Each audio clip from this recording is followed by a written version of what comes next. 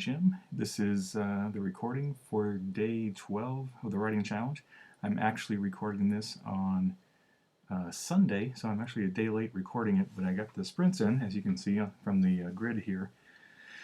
I finished really late last night, so it was like 11 o'clock when I finished the sprint, and then I had to do a lot of stuff to get ready for church and stuff this morning, so I just didn't get a chance to get to the recording, and plus my son was sleeping, and I didn't want to accidentally wake him up with my voice and stuff. So just wanted to update, keep myself honest, keep you all updated. 3 sprints yesterday, as you can see, 8:30, 9:15, 10:30, 30 minutes apiece. Did a really nice average of 1,400 and change for each one. I seem to be on a kind of a consistent roll here. Another 4,300 words, up to 48,900. So we've almost done a NaNoWriMo in under 2 weeks, which is awesome. In fact, I'll break that tonight for sure once I get around to doing the sprints. For today, I've got to go to a meeting here in a couple hours, and won't get to the sprints until after I get home, probably around 7:30 or 8. Kind of, usual time here for what I've been doing. But so there's the sprints for day 12, Saturday. Just around again, these stats are, I'm thrilled with them, doing great. We're more than halfway through, charging right along. To make this a little bit more useful, or not useful, but interesting, is I've been continuing to work on the outline, and we're getting to a point now where the book is really starting to take shape. The numbers are still kind of muddy and still kind of changing. You can see I'm starting to plug stuff in. And what I wanted to show you is if you go to the board, so obviously these are still pieces I need to fill in the blanks of, and just have not had a time to do that right now. The writing has been more important, just getting the new content in, but I'll get back to that pretty soon here. So some of these are new chapters. I've already started reorganizing these, so I couldn't tell you which ones are new. I think 25, 27 are both new, and then there's one more down here somewhere that there's one more. And what I'm also doing is, so I had 40 chapters in good shape, right? And then I added the 20 note cards to bring me up to 60 chapters, because I estimated 60 chapters to complete this. And what I also did is I did the math, and I estimated I wanted 70% of the book to be from Rachel's point of view, and so 70% of 60 is 42. So I'm just as a placeholder, just as a place to start, or to continue building the outline. I've got a total of 42 scenes in here that are labeled with Rachel. So Rachel's the little orange that I picked for the purposes of this one. In fact, if you look at this, it's a little easier to look at here. So all these chapters that are Rachel, those are the Rachel point of view.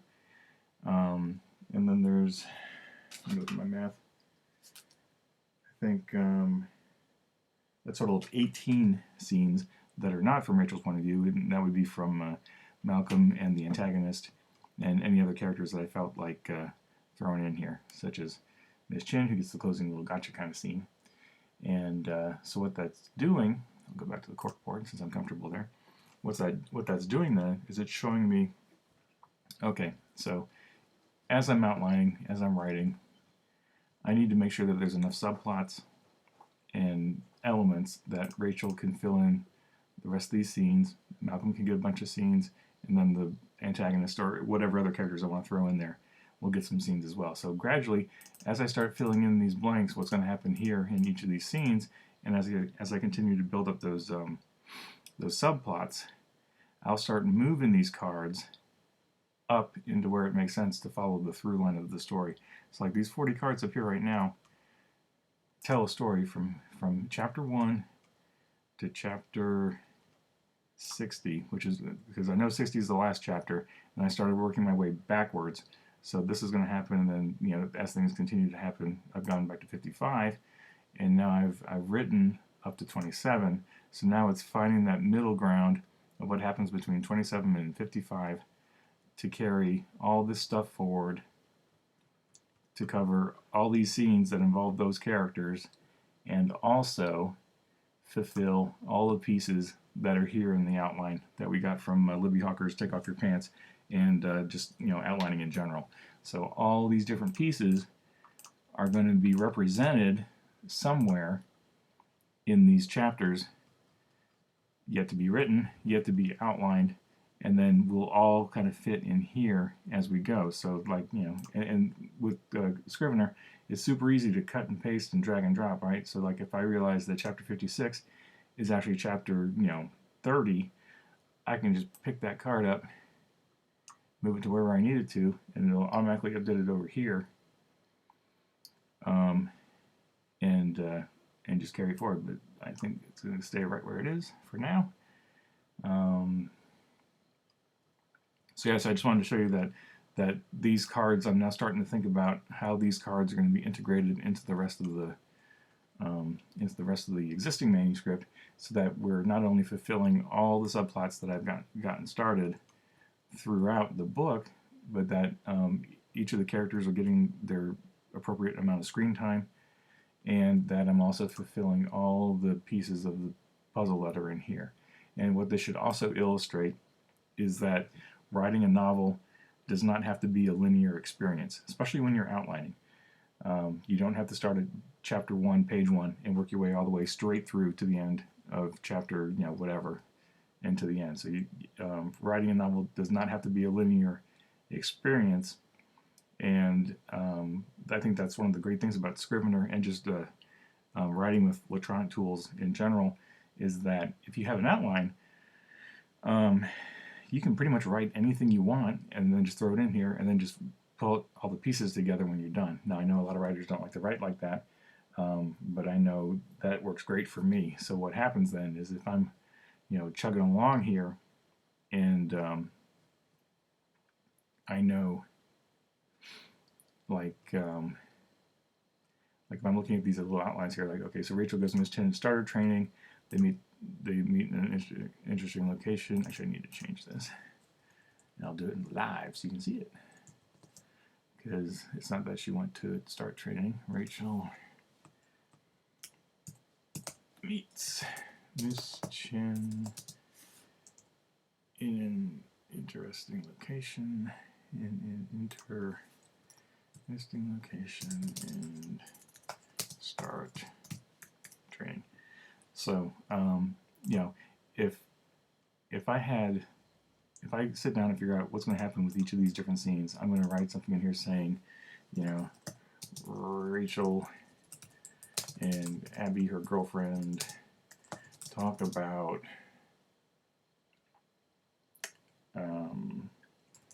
life together, and X happens, positive mood, whatever. This is just an example. I don't think I'm going to write that scene because there's nothing happening. It's boring. But so if I have a whole bunch of cards like that where there's a sentence or two that talk about what that chapter's going to be, if I'm kind of like plowing along here and I get up to chapter 27 and I'm kind of tired of writing linearly, and there's a really fun scene over here that I know I want to write, I'll just jump and write that scene and then plug it in later. That's something I've heard referred to. I think it was Holly Lale referred to it as candy bar scenes. So like if there's a handful of scenes that you just can't wait to write, like just really juicy stuff that are characters that you like, or an exciting battle, or two characters facing off that is just delicious drama. Those are your candy bar scenes that you're building to. Write it and then plug it in, and then fill in the middle bits. That fill in the connective tissue later. But anyway, so part of this exploration here is figuring out what those candy bar scenes are, figuring out what's the one or two sentences that describe each chapter and scene that fits the overall narrative and helps me get from 26 to 27 or 26 to 30 or whatever, just to fill in the blanks. Yeah, so that's outlining how I'm rolling right now. And hopefully that made some sort of sense. If not, leave me a message, let me know, and I will do my level best to try to clarify it a bit. But anyway, so that's it. I'm going to save this off and call day 12 good, and then tonight I'll be working on my sprints for tonight, and then I'll probably do another video later tonight, or maybe No, it's got to be it's got to be later tonight. So yeah, hear from me later tonight. So have a great Sunday and happy writing.